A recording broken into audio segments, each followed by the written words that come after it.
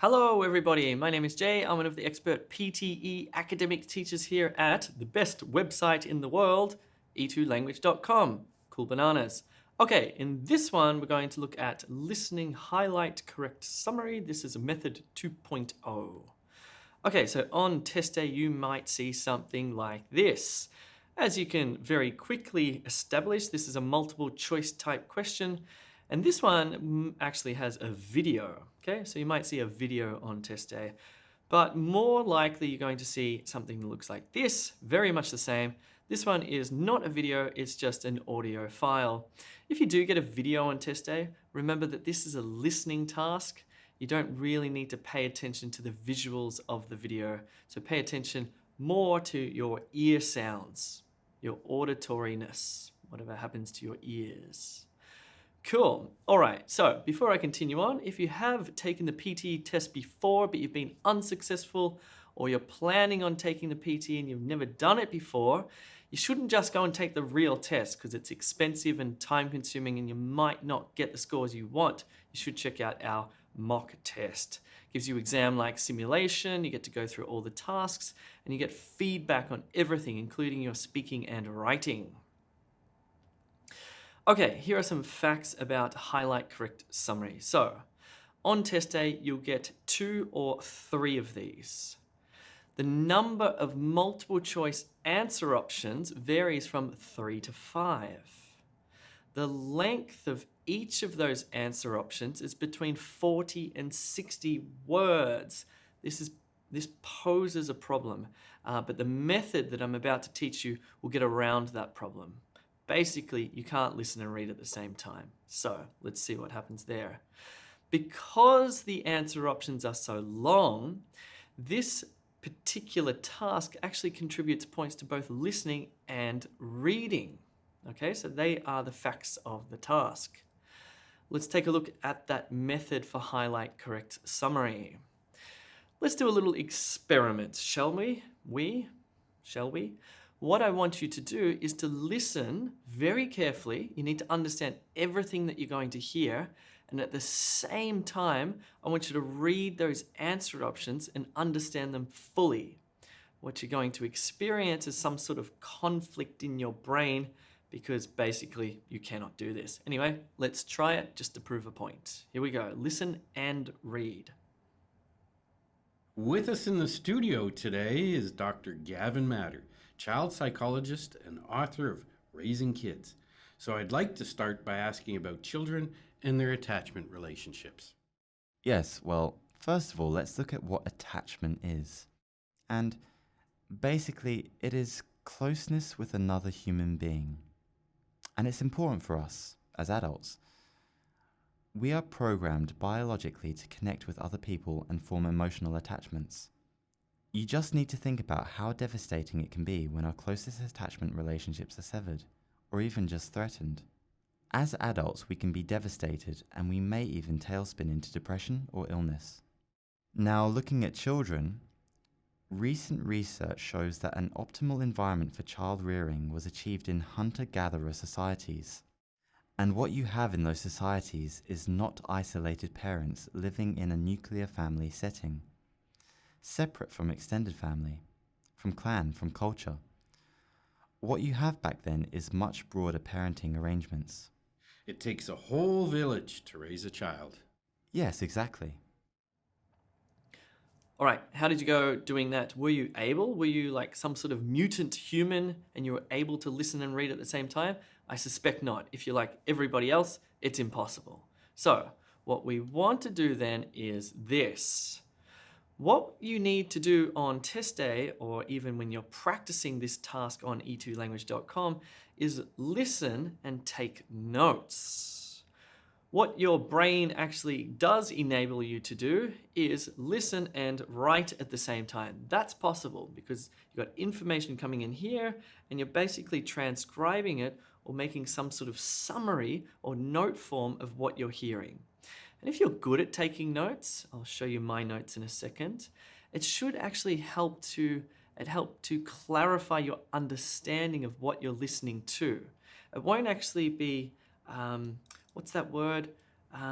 distracting. It's not going to be distracting while you're taking notes. It's going to help you to understand what you're listening to. Okay, so after you have taken your notes and finished the lecture there, you then need to eliminate or get rid of answer options that are off topic or contradictory. Okay, so in the answer options below, there are 3 or 5 that you'll see. Some of them will just be off topic. They're not going to be a good summary of what was actually said. And some of them will be contradictory. That is, the information in them was the opposite of what the speaker said, or not the opposite, but it doesn't gel very well, okay? One of them will be a nice summary of what the speaker said, obviously shortened down.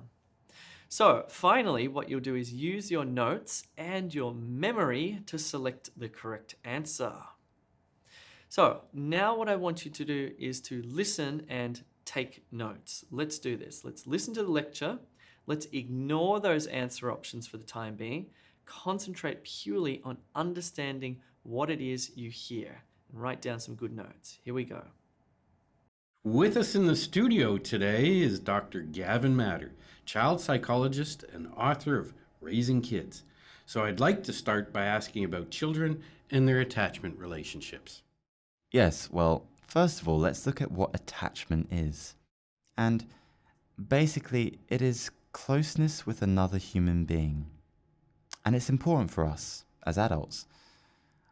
We are programmed biologically to connect with other people and form emotional attachments. You just need to think about how devastating it can be when our closest attachment relationships are severed, or even just threatened. As adults, we can be devastated, and we may even tailspin into depression or illness. Now, looking at children, recent research shows that an optimal environment for child rearing was achieved in hunter-gatherer societies. And what you have in those societies is not isolated parents living in a nuclear family setting, separate from extended family, from clan, from culture. What you have back then is much broader parenting arrangements. It takes a whole village to raise a child. Yes, exactly. Okay, let me show you my notes. My notes look like this. You can see that they are not full sentences. They're not even full words or phrases. I've written things like Dr. G matter-psych, kids/attachment-closeness, biol for biology or biological, emotion, severed equals depression, opti like optimal, enviro. I've even spelt that wrong, but it doesn't matter for environment. Hunter-gath as in gatherer, SOC as in societies, not nuclear fam extend, broad parenting dash village. So what's happened here is all that information has come into my brain, and I've written out these notes to help me because now I need to read the answer options very carefully. That's what you're going to do right now. What I've done here is I've turned the summarize written text listening task into a reading task, and the text is the transcript of what it is you just heard. So let's do this. I'm going to give you 2 minutes to quickly read the transcript, quickly read the answer options, and select the one that is the best summary. Away you go.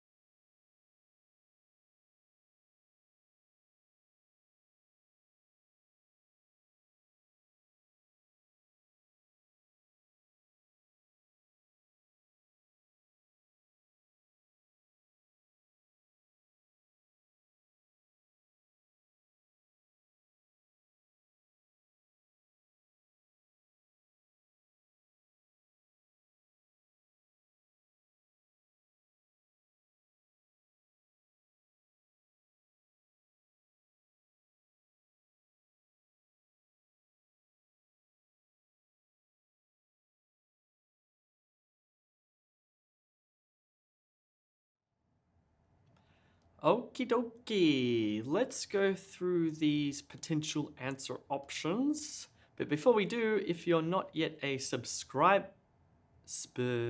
you should subscribe to this YouTube channel, PTE people.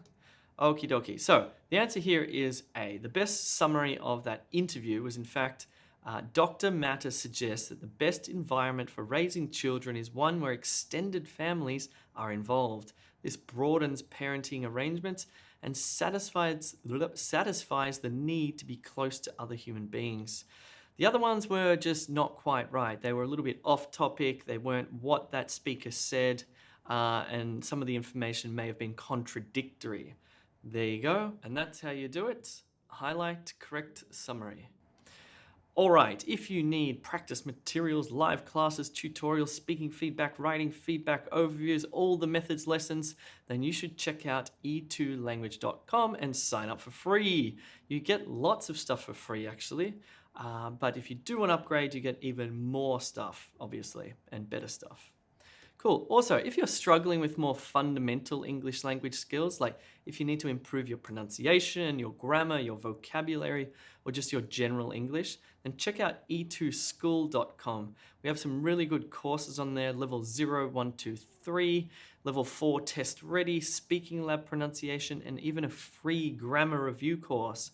So maybe if it's not you, but maybe your family members or your friends or whomever, you can send this website to them as well. So check that out. Cool. Thanks very much for watching. My name is Jay. I will see you soon.